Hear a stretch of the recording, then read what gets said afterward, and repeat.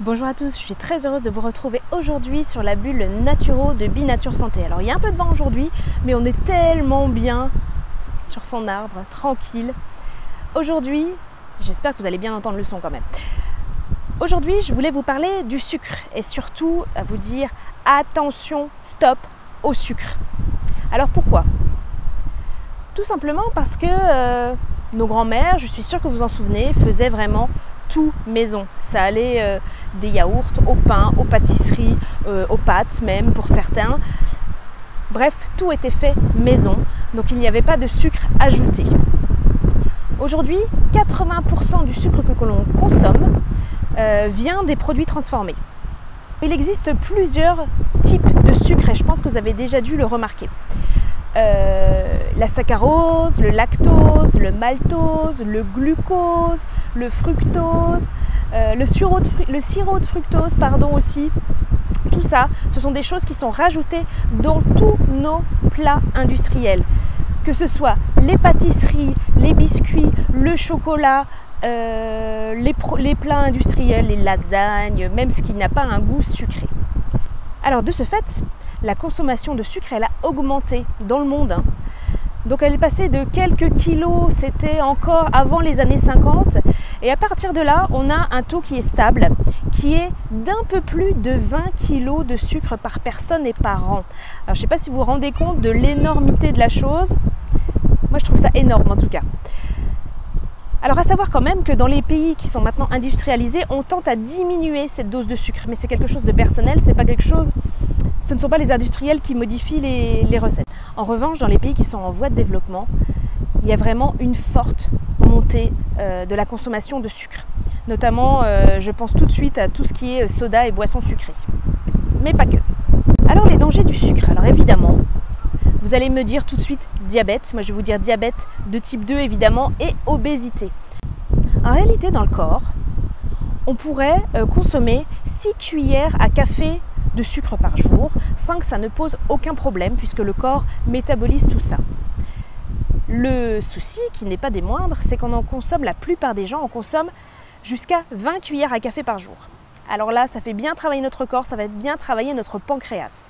Le pancréas, ça sert à quoi? Ça sert à envoyer de l'insuline dès que vous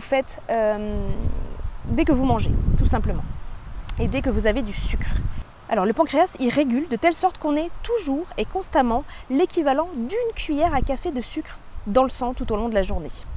Alors comment ça marche? Il y a de l'insuline qui est sécrétée et l'insuline va transformer ce sucre, mais va le transformer en gras. Donc la conclusion qu'on peut avoir là-dessus, c'est que plus il y a d'insuline sécrétée, plus vous prenez du gras. Je vous laisse aller voir d'ailleurs la vidéo que j'avais faite qui s'appelle « La vérité sur la perte de poids » où je vous parle du taux d'insuline qui monte et qui baisse, etc. Et pourquoi est-ce que les régimes actuels ne sont vraiment pas adaptés à notre physiologie, à notre métabolisme. Je vous mettrai sûrement un petit ou en lien en bas dans la description ou un petit i en haut pour aller voir cette vidéo sur le poids. Donc ce sucre, si on a une alimentation, je reviens sur le pancréas, si on a une alimentation qui est invariablement trop sucrée, le pancréas va sécréter beaucoup d'insuline et à chaque moment pour pouvoir réguler le corps. Or au bout d'un moment, à force, le corps se désensibilise à cette insuline. C'est un premier pas vers le diabète. On devient résistant à l'insuline, puis après, diabétique malheureusement. Mais le sucre ne fait pas que ça, malheureusement. Ok, c'est un grave problème, l'obésité, le diabète qui sont vraiment en constante augmentation dans nos pays industrialisés. Mais ça peut aussi provoquer des maladies rénales. Parce qu'on remarque que les gens qui sont en phase de pré-diabète ou en diabète ont une mauvaise filtration sanguine anormale et un taux plus élevé d'albumine dans les urines. Donc voilà, ça s'attaque également à vos reins. Ça s'attaque à quoi d'autre? On va parler d'hyperactivité, en tout cas pour les enfants. Il y a eu des études, je crois que c'était en 1995, avec une sorte de rumeur, de phénomène qui disait que le sucre rendait hyperactif.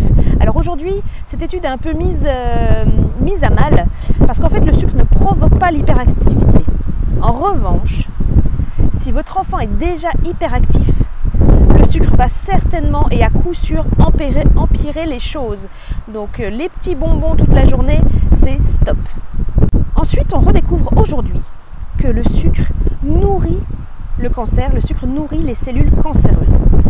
Et ce qui est quand même hallucinant, c'est que j'ai découvert en faisant mes recherches qu'il y avait déjà une étude en 1923 qui mettait ça en avant et qui expliquait ça. Donc les sucres raffinés sont liés à l'apparition du cancer, mais en plus nourrissent les cellules cancéreuses. Alors comment ça se fait? Tout simplement parce que les cellules cancéreuses dépendent de la disponibilité en glucose dans notre corps, dans notre sang. Donc pour son énergie, la cellule cancéreuse va tirer parti de tous les sucres que vous allez ingérer. Je vais vous parler ensuite encore quelque chose de néfaste, du sucre et du cerveau.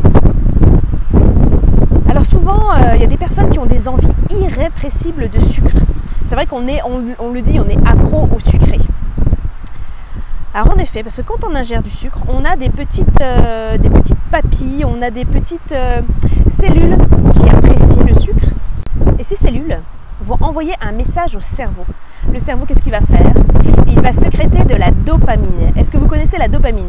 La dopamine, c'est l'hormone du plaisir.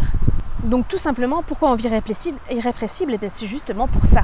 Plus on va manger sucré, plus notre cerveau va dire miam miam, quel plaisir, et va nous rendre accro. Accro, alors il y a des études aussi qui nous ont montré ça. C'est pour ça que parfois on entend parler du sucre comme une drogue. Est-on vraiment accro au sucre? On a fait un test, c'est pas moi qui ai fait un test, c'est une étude qui a été réalisée sur des rats en laboratoire pour voir la différente dépendance entre la cocaïne et le sucre. Ils ont, j'allais dire, tout simplement proposé aux rats ou de recevoir de la cocaïne par intraveineuse, donc c'est le moyen le plus rapide et le plus facile pour que ça arrive jusqu'au cerveau. Et l'autre choix est de boire de l'eau sucrée. Et bien c'est quand même assez effrayant parce que cette étude met en avant que les rats préfèrent aller boire l'eau sucrée que recevoir la cocaïne qui est quand même fortement addictive. Ils préfèrent donc le sucre. Attention, on peut peut-être parler de drogue dans ce cas-là. Alors vous aurez compris que le sucre est totalement néfaste et notamment le sucre raffiné, les sucres ajoutés dans tout ce qu'on mange à l'heure d'aujourd'hui. Comme je vous l'ai dit tout à l'heure, on a une dose qui peut être acceptable pour le corps. Mais tout dépend de ce qu'on mange tout au long de la journée. C'est toujours la même chose, comme dans chaque vidéo, vous allez me dire, vous allez croire que je radote. Mais décidément, il faut faire quelque chose et il faut stopper le sucre. Alors comment faire? C'est vraiment pas évident. Il faut y aller petit à petit. Il faut y aller progressivement, réduire le sucre par-ci, éviter les plats industriels, je vous le dis à chaque fois. Je sais que ce n'est pas facile. Lisez les étiquettes absolument. Même si forcément vous n'êtes pas chimiste et vous n'allez pas forcément découvrir combien il y a de sucre exactement, même si c'est indiqué, c'est tellement flou et on mange tellement de produits industriels, ça peut être même dans des choses qui n'ont pas de goût sucré, dans les cornichons, dans des soupes, dans des plats industriels, je vous l'avais dit, dans du pain de mie, dans des pains au lait qui n'ont pas l'air forcément super sucrés.